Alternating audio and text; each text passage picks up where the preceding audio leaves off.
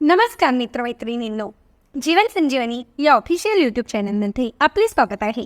बऱ्याच वेळेस असे होते की आपल्याला वारंवार लघवीचा त्रास होत असतो.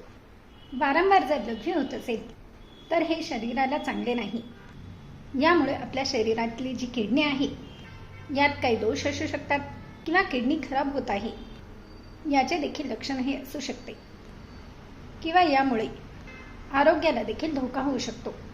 तसेच वारंवार लघवी करणे व लघवी व्यवस्थित न होता थोडी थोडी होणे, थेंब थेंब होणे, युरिनमध्ये जळजळ होणे, खाज येणे, अशा या कुठल्याही समस्या जर आपल्याला होत असतील ना, तर या संपूर्ण समस्यांपासून घरच्या घरी सुटका करून देण्यासाठी हा उपाय अगदी उपयुक्त आणि अगदी रामबाण ठरणार आहे.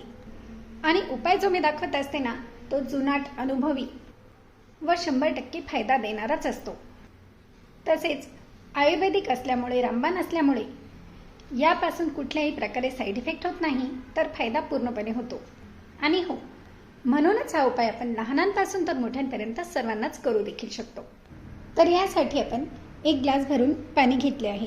पाणी घेताना नॉर्मल माठातील जे पाणी आहे ते पाणी घ्यायचे आहे. याला कोमट वगैरे करायचे नाही.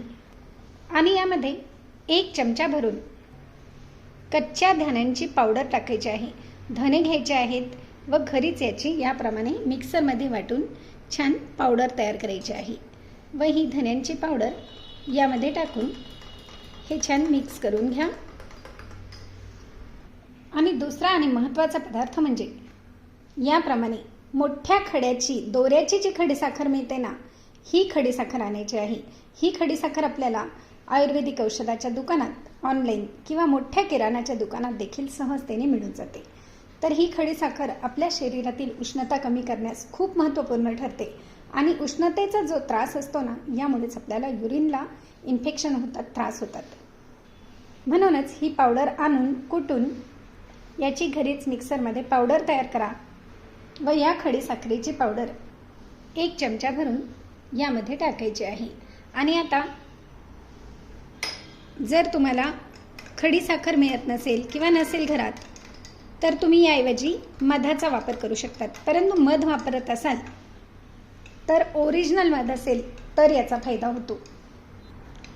याप्रमाणे हे छान मिक्स करून घ्या आणि हे गाळून घ्यायचे आहे.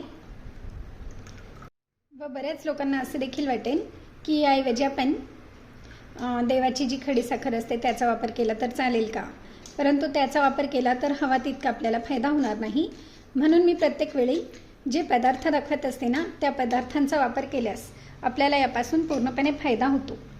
तर याप्रमाणे हे गाळून ज्या व्यक्तींना युरिनचे इन्फेक्शन आहेत, वारंवार त्रास होतो, अशा व्यक्तींनी हे तयार करून सकाळी अर्धा ग्लास व रात्री झोपण्यापूर्वी पुन्हा हा अर्धा ग्लास, असे दिवसभरातून 2 वेळेस हे इतके पेय पिऊन घ्यायचे आहे. असे आपण 2 ते 3 दिवस केले ना, लगेच आपल्याला फायदा जाणवेल. आणि जो मी पहिला विषय सांगितला, जे किडनीच्या काही तक्रारी असतील, कुठल्याही किडनीविषयक दोष असतील, कुठल्याही कारणामुळे जर किडनीच्या समस्या उद्भवत असतील, युरिन इन्फेक्शन होत असेल, तर अवघ्या 1 महिन्यातच या उपायाने पूर्णपणे बरे होण्यास मदत होते व साईड इफेक्ट होत नाही. तर मग आहे की नाही अत्यंत साधा सोपा घरगुती आणि नॅचरल उपाय? मग लाईक, शेअर व सबस्क्राईब करायला देखील विसरू नका. धन्यवाद.